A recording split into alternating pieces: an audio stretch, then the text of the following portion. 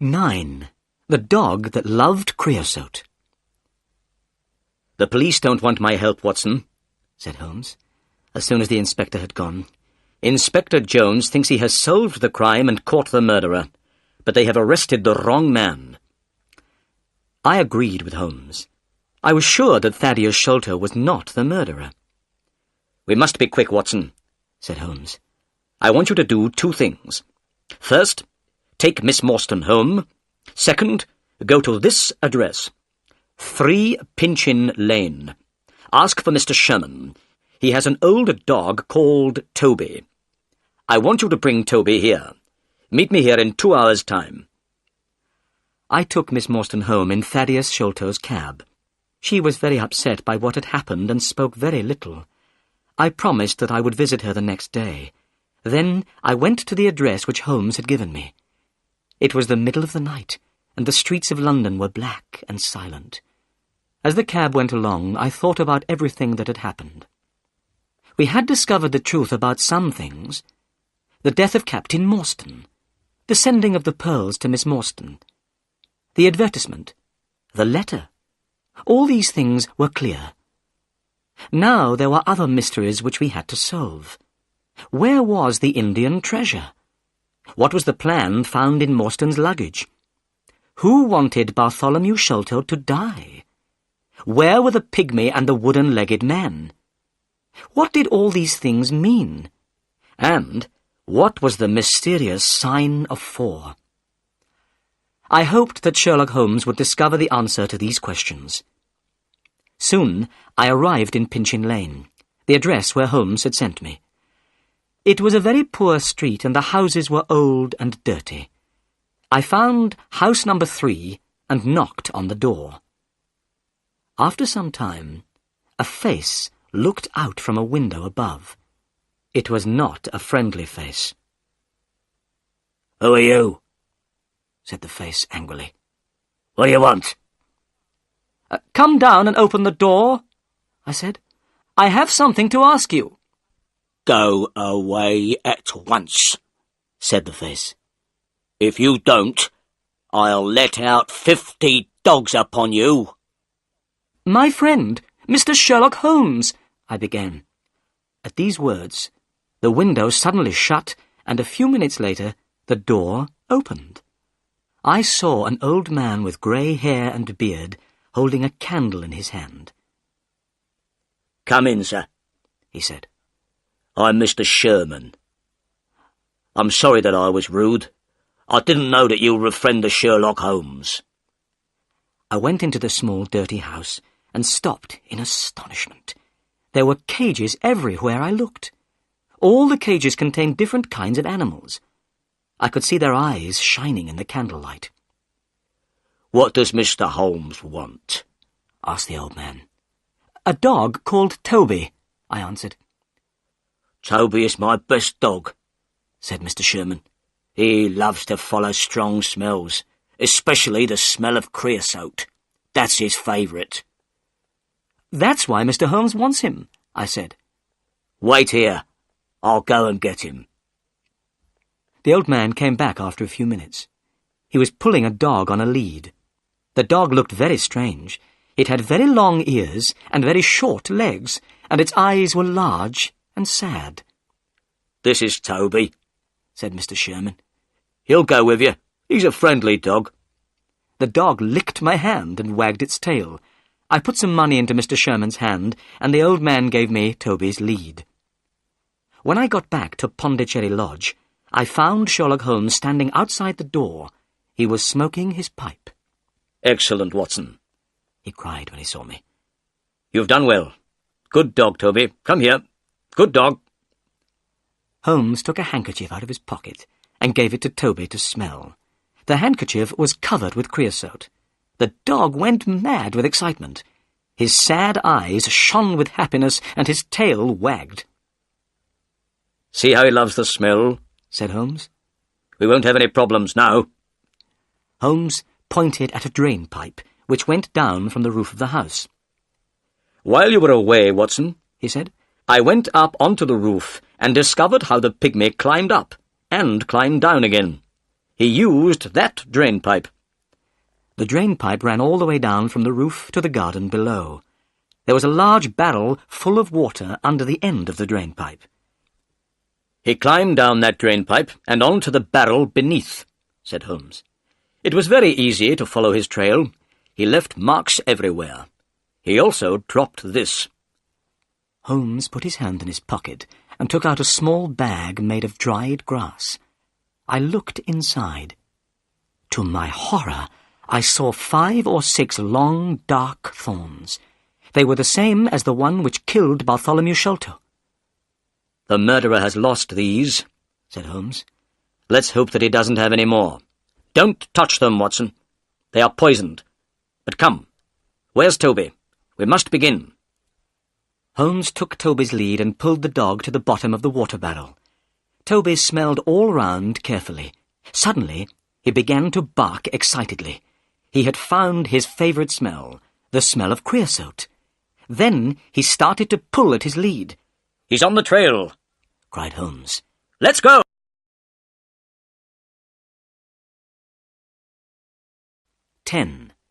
The hunt begins. Toby pulled at his lead and ran quickly through the grass. He ran so quickly that it was difficult to follow him. The sky was beginning to get light now. Toby ran along the paths in the garden under the trees and bushes. Then he reached the garden wall and ran along beside it. Finally, he stopped at a place in the wall where the bricks were loose. "This is the place where they got into the garden," said Holmes. "It is easy to climb up and down here. Look, do you see this mark? It is the print of a man's hand." He pointed at a flat stone. I saw a dirty handprint on the stone. Holmes picked up the dog and climbed over the wall. I followed. Toby soon found the trail again. Toby did not look to the right or the left. He ran straight ahead with his nose to the ground. He loved the smell of creosote. Nothing could stop him from following it. As we hurried along, I thought about the wooden-legged man and the pygmy. I wondered what would happen when we found them. I knew that they were dangerous. I wished that I had brought my gun with me. Toby was still following the trail. Now we were passing through small, narrow streets. The people were just beginning to wake up. The men were going on their way to work. The women were opening their windows and cleaning their houses. Suddenly, Toby ran down a path. This path led straight down towards the River Thames. Soon the river appeared in front of us. Toby ran faster and faster. The path went down to the water's edge. It ended at a small wooden jetty. Toby stopped. He ran backwards and forwards, trying to find the smell. He looked up at us sadly with his large eyes. He did not know what to do. "They've got into a boat here," said Holmes. There was a small house beside the jetty. A notice was hanging from one of the windows. On it was written in large letters, "Mordecai Smith, boats and steam launch for hire." There was no one on the jetty. Several small boats were near the jetty on the bank of the river. Holmes looked at these boats. "I wonder where the steam launch is," he said. "I think we must ask a few questions." He knocked loudly at the door of the house. A large woman with a red face opened it. A child was crying somewhere inside the house. I saw that the woman was very upset about something. She had been crying. "Good morning," said Holmes politely. "Are you Mordecai Smith's wife?" "Yes," replied the woman. "What do you want?" "Could I speak to your husband, please?" asked Holmes. "No, you can't. He isn't here. I haven't seen him since yesterday morning." "Oh," said Holmes. "I wanted to hire a boat." "Well, perhaps I can help you," said Mrs. Smith. "Which boat do you want?" "I wanted to hire the steam launch. I have heard it is a very good boat. Let me see, what's the name? The Aurora, sir," said Mrs. Smith. "Oh, yes, that's right. I remember now. But where is the Aurora?" said Holmes, looking around. "I don't see a steam launch anywhere." "Oh, sir, my husband has gone in the Aurora," Mrs. Smith replied, and burst into tears. "I'm very worried about him. I don't trust that wooden-legged man." "What wooden-legged man, Mrs. Smith?" asked Holmes in a surprised voice. "I don't know who he is, sir, but my husband went with the wooden-legged man in the Aurora yesterday morning and hasn't come back."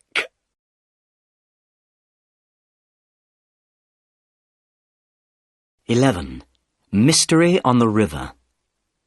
"I'm very sorry to hear that, Mrs. Smith," said Holmes. "Tell me, was this wooden-legged man alone?" "I don't know, sir. I didn't see anyone else, but it was very dark. It was 3 o'clock in the morning. I could not be sure." "What does the Aurora look like?" asked Holmes. "The Aurora is black, sir, with 2 red stripes down each side. It has a black funnel with a white stripe. The Aurora is the fastest boat on the river," answered Mrs. Smith. Holmes looked worried. "That's very interesting," he said. "Try not to worry about your husband, Mrs. Smith. I am going up the river myself. If I see Mr. Smith, I will tell him that I have seen you. Goodbye." "Goodbye, and thank you," said Mordecai Smith's wife. She had stopped crying. She went inside her house and closed the door. "Watson, we must find Mordecai Smith and the Aurora as soon as possible," said Holmes. "Mordecai Smith and the wooden-legged man are working together. Smith has taken the 2 murderers in his steam launch. They are all hiding somewhere on the river." "It will be easy to find them," I said. "You must tell the police at once." Holmes shook his head. "No, I don't want these criminals to know that anyone is looking for them. They will try to escape again. I have a better idea," Holmes went on. "I have many agents everywhere up and down the river. These agents are clever. I pay them to bring me information. They always know what is happening on the river. I will ask my agents to look for Mordecai Smith and the Aurora. But you look tired, Watson. Let's go home and have breakfast." It was now nearly 8 o'clock in the morning. I did feel very tired. I was glad to go home to Baker Street. When I had a bath and changed my clothes, I came downstairs to breakfast. Holmes was drinking coffee and reading a newspaper. "Look, Watson," he said. "Here is a report about the murder of Bartholomew Sholto at Pondicherry Lodge, and about the arrest of Thaddeus Sholto by Inspector Jones last night." I took the paper and read the report. I felt sorry for Thaddeus Sholto. Inspector Jones had made a stupid mistake by arresting him. I knew that Sholto was not guilty of the murder of his brother. I hoped that we would be able to help Thaddeus. But would we be able to find the murderers? Suddenly, there was a loud knock on the door. A few minutes later, 12 children ran into the room. Their clothes were dirty and ragged. They had no shoes on their feet. Their hair was untidy, and their faces had not been washed for a very long time. But they seemed happy and cheerful. "Good morning, Mr. Holmes," said the children together. "Who are these children, Holmes?" I asked in astonishment. Holmes laughed. "These are my agents," he said. "I sent a message for them to come. Look at them. They can go anywhere, see everything, hear everything. Nobody is afraid of children." Holmes gave each of the children some money. Then he told them what he wanted them to do. "You must find a steam launch called the Aurora," he said. "It is on the river somewhere, and belongs to Mordecai Smith. The Aurora is black with 2 red stripes down each side. It has a black funnel with a white stripe. You must find it. Now go." The children ran out of the room, all talking together. They went down the stairs and out into the street. "My agents will find Mordecai Smith and the Aurora," said Holmes. "Now we must wait."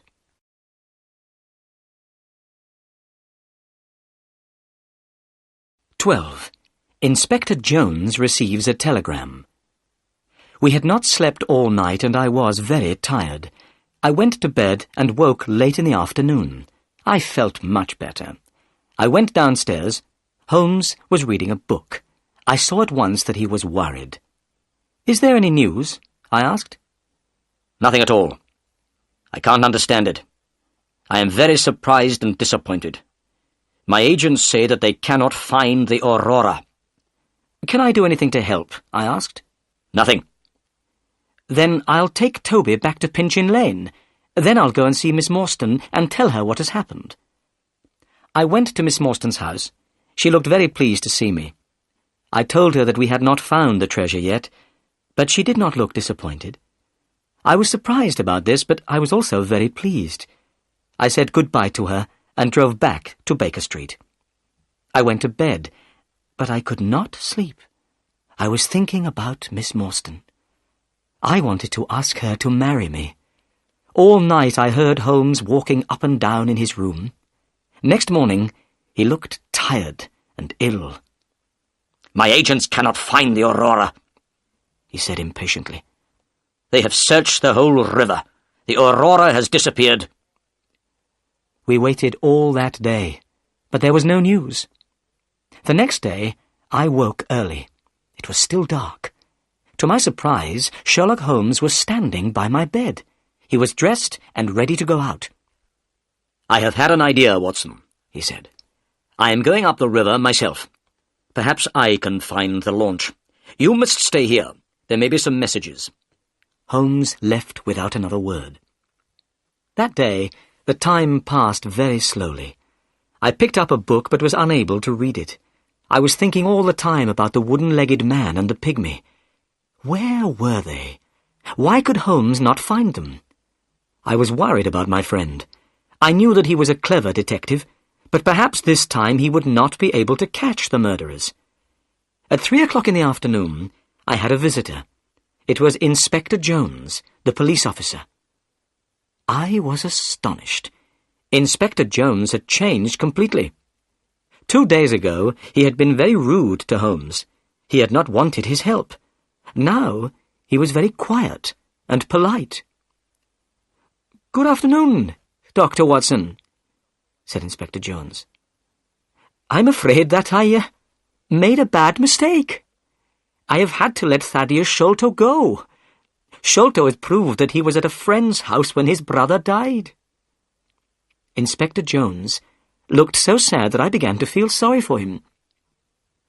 "I've received a telegram from Sherlock Holmes," the inspector went on. "Here it is." I took the telegram and read it. "Inspector Jones, go to Baker Street at once. Wait for me there. I know where Sholto's murderers are hiding. Come with us tonight if you want to catch them. Holmes." "That's excellent," I cried. "Forget about Thaddeus Sholto. You'll soon have some other prisoners, Inspector Jones." At that moment, the door opened and Holmes came into the room. He was smiling. "What news?" we asked together. "I know where the Aurora is," Holmes replied. "It wasn't on the river at all. The Aurora has been hidden in a boatyard near the river for 2 days. I knew the launch at once. Mordecai Smith, the owner, was there too. He was talking to someone, and he was speaking very loudly. He said that he had to have the Aurora ready for 8 o'clock tonight. His 2 gentlemen were leaving for America.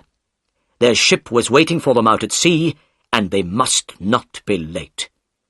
I knew immediately what they were planning to do," went on Holmes, "and I know what we must do. Inspector Jones, will you help me?" "I was wrong before, and you were right," said Jones sadly. "I didn't listen to you then, but I'll help you now." "Good," said Holmes. "We need a fast police launch, as fast as the Aurora. It must be ready this evening, and 2 or 3 strong policemen to come with us." "I'll arrange all this," said Jones. "Excellent," said Holmes.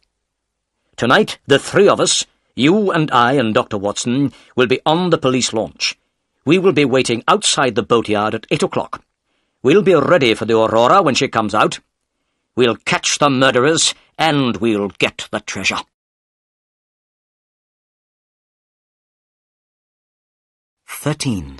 The chase on the river. At 7 o'clock that evening, the three of us, Inspector Jones, Holmes, and myself, went down to the river. Both Holmes and I had guns in our pockets. Inspector Jones had promised to let us use the police launch. This launch was now waiting. 4 strong men were on board the launch. Soon we were moving quickly down the River Thames. The police launch was very fast. We passed all the other boats on the river without difficulty. This pleased Holmes very much.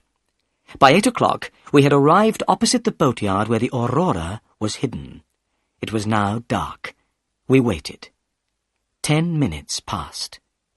Suddenly a launch came out of the boatyard. It was black, with 2 red stripes. It was moving very quickly. "That's the Aurora," cried Holmes. "Follow it, quickly! Faster! Faster! We must catch them!" We were going so fast that the police launch started to shake, but we could not get near to the Aurora. The chase became more and more exciting. We went in and out between other boats. Many times I closed my eyes.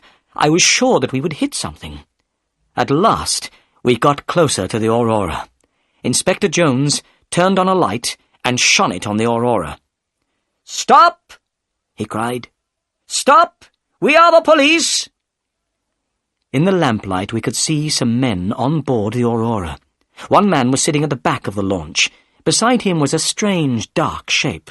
We could also see Mordecai Smith, the owner of the Aurora. He was working as hard as he could. He was trying to make the engine of the launch go faster.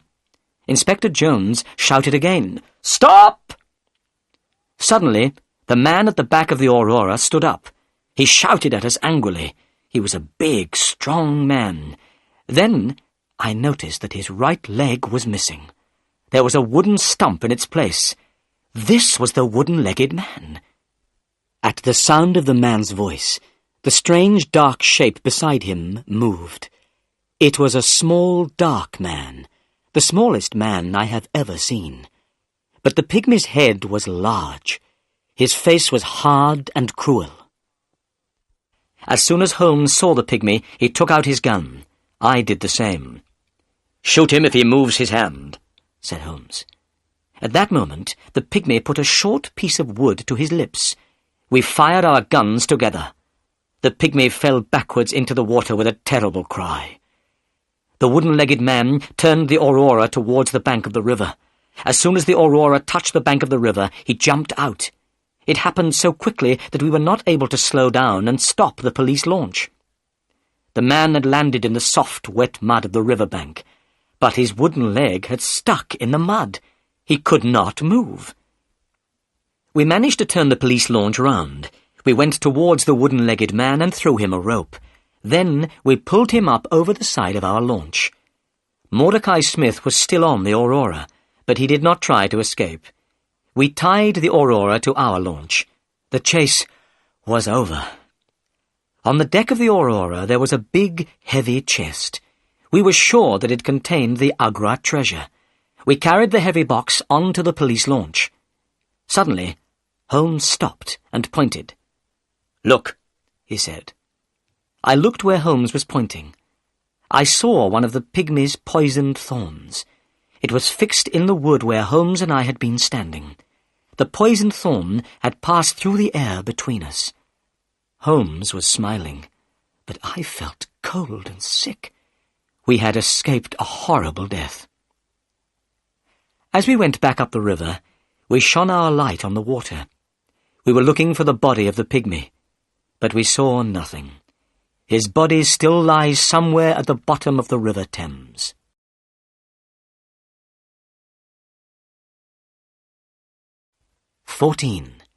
The treasure is lost. The wooden-legged man was our prisoner. He was sitting in the police launch opposite the treasure chest. He was about 50 years old. He had black curly hair and a black beard. He did not look angry any more. He was not interested in anything. "What's your name?" Holmes asked him. "Jonathan Small," replied the man. "Jonathan Small?" repeated Holmes. He took out the piece of paper which had been found in Captain Morstan's luggage. Holmes read out what was written on the piece of paper. Jonathan Small, Mohammed Singh, Abdullah Khan, Dost Akbar, the sign of 4. "Give me that paper," said the man. Holmes gave it to him. "Yes," Small said. "I am one of the sign of 4.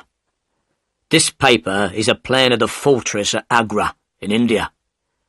My 3 friends and I found the treasure many years ago. Tonight I have lost the Agra treasure, and you have killed my dear friend, Tonga.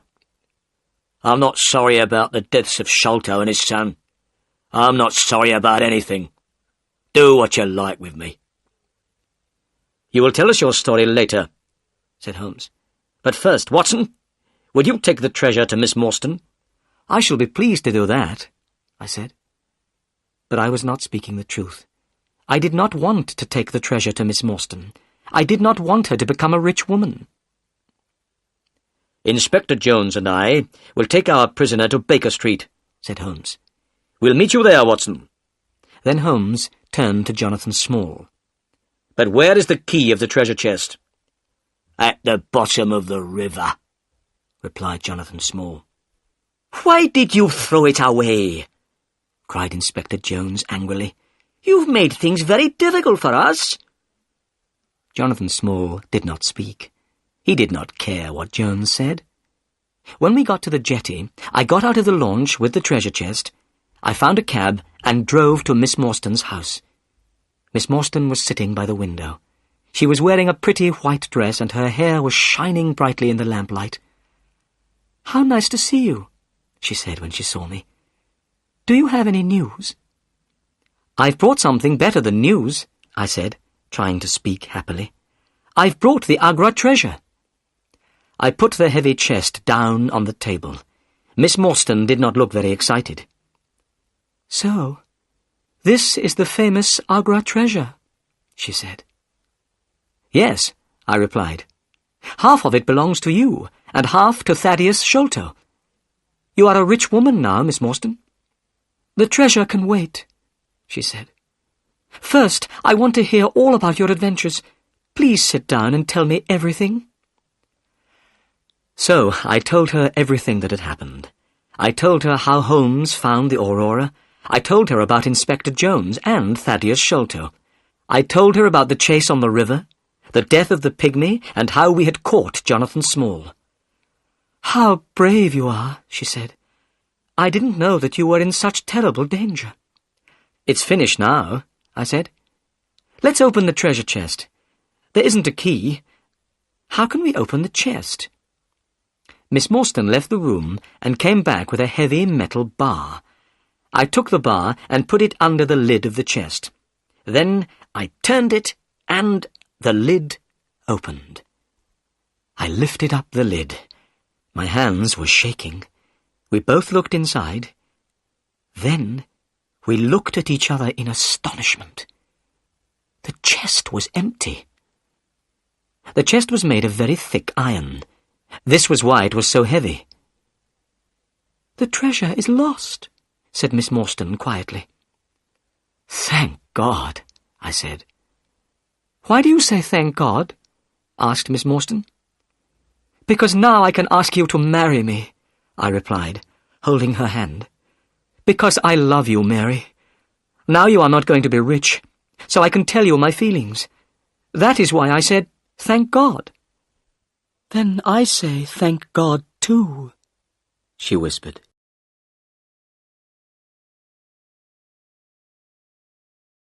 15. The Sign of 4. When I got back to Baker Street, Holmes, Inspector Jones, and the prisoner, Jonathan Small, were all waiting for me. I showed them the empty treasure chest. Small began to laugh. "Where is the treasure, Small?" shouted Jones angrily. "The Agra treasure belongs to the sign of 4, said Small quietly. "No one else will have it. I threw it all to the bottom of the river." We all stood astonished. The great treasure of Agra was lost forever. "The Agra treasure is unlucky," said Small. "It has never brought happiness to anyone. It brought death to Captain Morstan. It brought fear and guilt to Major Sholto. Bartholomew Sholto was murdered because of it. And to me and the other members of the Sign of Four, it has brought prison for the rest of our lives." "You must tell us your story," said Holmes. "What is the Sign of Four?" Jonathan Small began his strange story, and we listened. "I went to India as a soldier in the British Army," said Small. "One day, soon after I arrived, I had an accident and lost my leg. After that, I could not fight any more. Then there was terrible fighting between the Indians and the British. The British all hid in an old fortress at Agra. They shut themselves inside. The walls of this fortress were very thick. The Indians could not get in. I also went to Agra. I had 3 Indian friends who had fought for the British. They came to Agra with me. These men were Muhammad Singh, Abdullah Khan, and Dost Akbar. When we were in the Agra fortress, we heard a strange story. It was about a great treasure which had been hidden in the fortress. It had been hidden for many years. The 4 of us decided to look for this treasure. And one day, we found it. It was hidden under the floor in a secret room.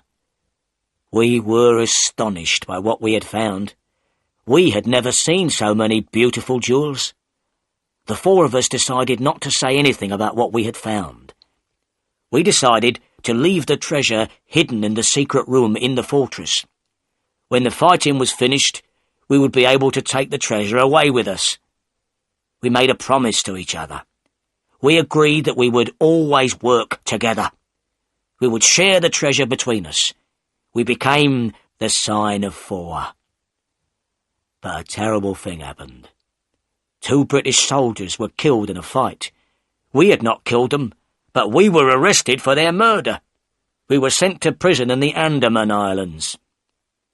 "Is that where you met Major Sholto and Captain Morstan?" asked Holmes. "Yes," said Small. "Sholto and Morstan were the officers in charge of the prisoners there. We were in a terrible situation. We knew where the Agra treasure was, but we were not able to go and get it. We were prisoners. Also, we were afraid that someone else might find the treasure. We did not know what to do. At last, we told Sholto and Morstan about the great treasure. We asked them to help the 4 of us to escape. When we were free, we would get the treasure and share it with them. But Sholto said that he did not believe us. He said he did not know if we were speaking the truth. Sholto did not know if the treasure would be there. He said he would go to India.